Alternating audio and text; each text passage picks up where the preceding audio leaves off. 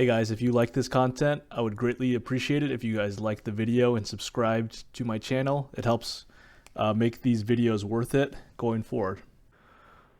What's up, guys? Altcoin Sherpa here with a crypto market review. As always, this is not financial advice. I'm not an expert to your own research. Today, I'm going to review some altcoins, so let's get to it.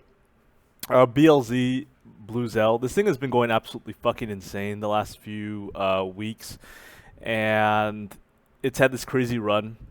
If I recall correctly, I haven't checked the funding in a little bit, but I remember the funding was ridiculous as well, meaning that people were shorting the shit out of this thing, and it just keeps going up and getting squeezed. So all the shorters are just getting fucked every time, and their liquidations are sending this thing higher and higher and higher. So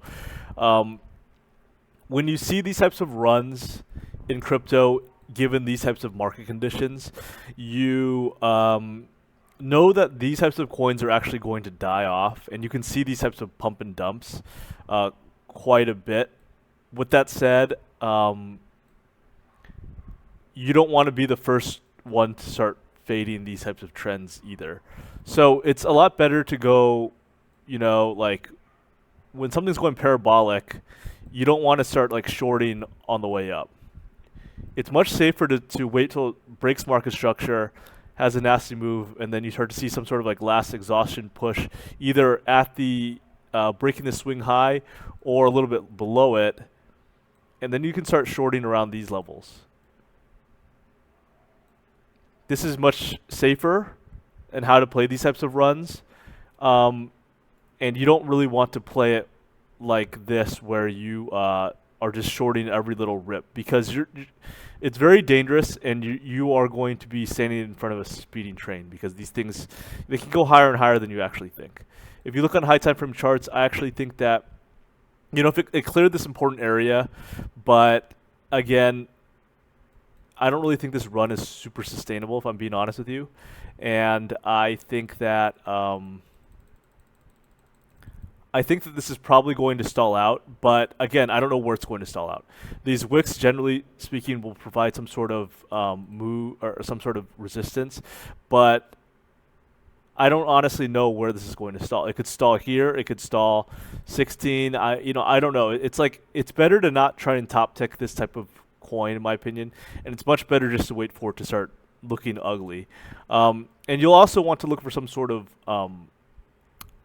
top consolidation pattern as well for when it's starting to stall. So you'll see it go up like this, it's going parabolic, and you'll see it kind of just chopping around, and you'll start to see buyers start to cool off, and people are still distributing up in this area, and then you'll start to see it just die.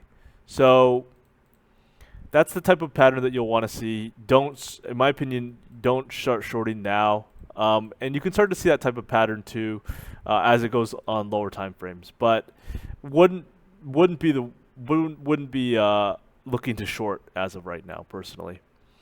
Let's look at BNB. BNB is the talk of everyone right now, and obviously, for important reasons. Binance is obviously a very important part of the crypto ecosystem. If Binance were to go under, then everybody is going to get fucked, go into a coma for 3 years, because this industry is not going to recover for a long time if that happens. It's close to the range lows overall, so close to like this $200 area. It did kind of tag near the $200 region, and from a TA perspective, like, you'd want this to reclaim like the 250 area. Like, you want to claim this wick, and then also you'd like it to reclaim 250 and get back below that range low. But like, overall, it just still looks pretty ugly, right? Like, this doesn't look great. BNB as a whole, like, from an ecosystem perspective, in terms of the Binance Launchpad, the gas or BNB chain, it's obviously all very important, but there's just a lot of FUD going on right now with Binance. So if you do have a lot of money on there, I wouldn't suggest that you keep that money on there personally. I think that it's just better to downside, to just lower your risk. I'm not saying you have to remove it all, but just consider putting it in a cold wallet, at least for now. There's no harm. You can always deposit it later, but just be very careful with regards to like your overall bankroll, and don't put all your money in one place. I really need to emphasize that as well.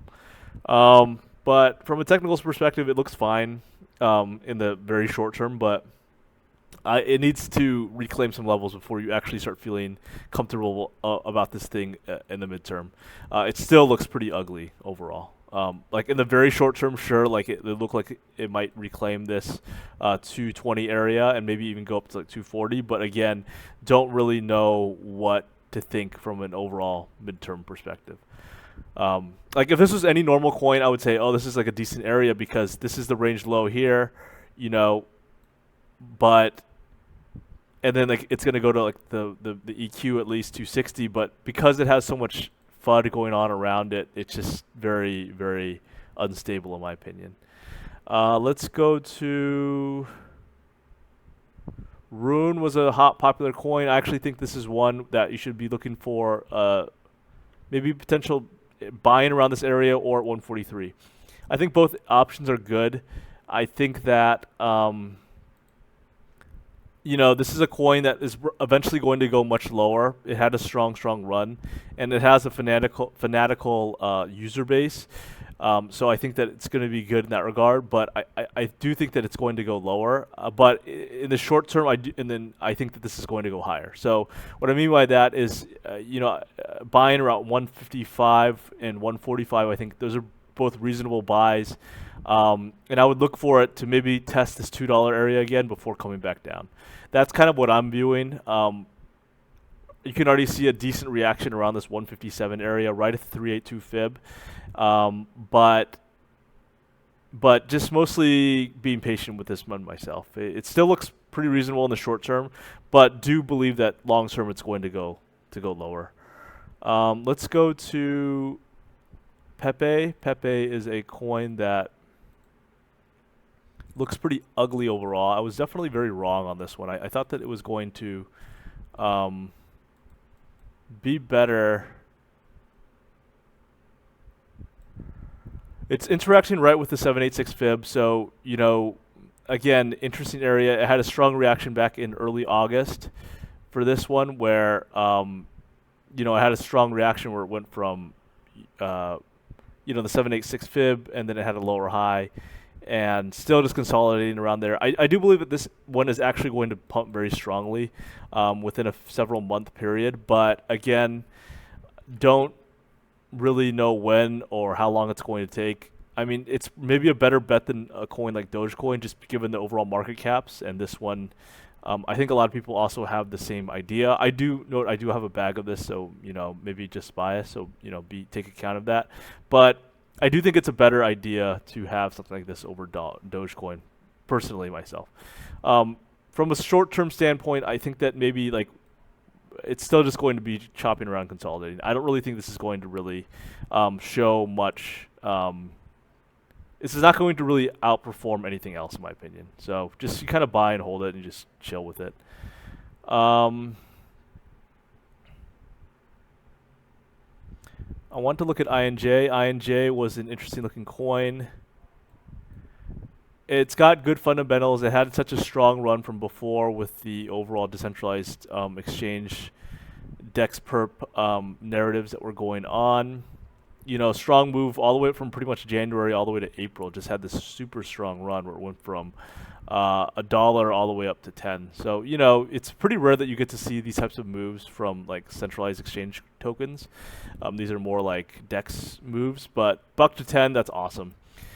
Moved up, had a consolidation run, and hit a double top. And I still wouldn't be surprised. I had this squiggly out where there were two possibilities, in my opinion. Either one, it broke past this this dotted line here, which is an area that you saw price tag a few times, but it wasn't able to break it on that go, and it's rejected. It wouldn't surprise me at all to see it consolidate at this you know, kind of $6 area, form some sort of base, and then give it another go.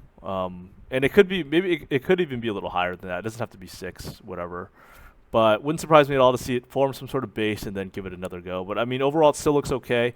If the market does turn, obviously, or the Bitcoin does shit the bed, this is going to go to probably, wouldn't surprise me to go to like it wouldn't surprise me at all to see this go to like 4.50 or something like that, or $5, sub 5. Finally, let's look at SUI. I don't know if I pronounced that right. The fuck is it?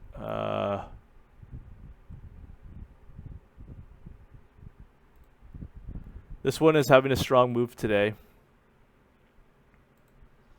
And it moved right off the 786 fib. And like, it's important to note that a lot of these Binance Launchpad projects have similar charts where they just have some sort of pumping at the gate, depending on the market conditions, and then tags the 786 fib and has a strong reaction. So for this one moved up pretty strongly to the 618 fib and went back down.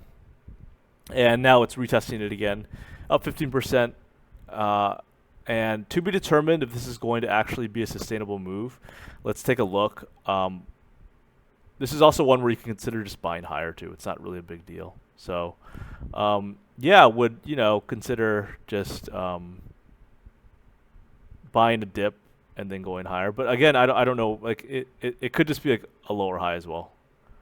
Don't really have a super strong opinion. We'll just kind of keep monitoring this one. Anyways, hopefully you guys enjoyed this video. Thank you so much for the support. Take care.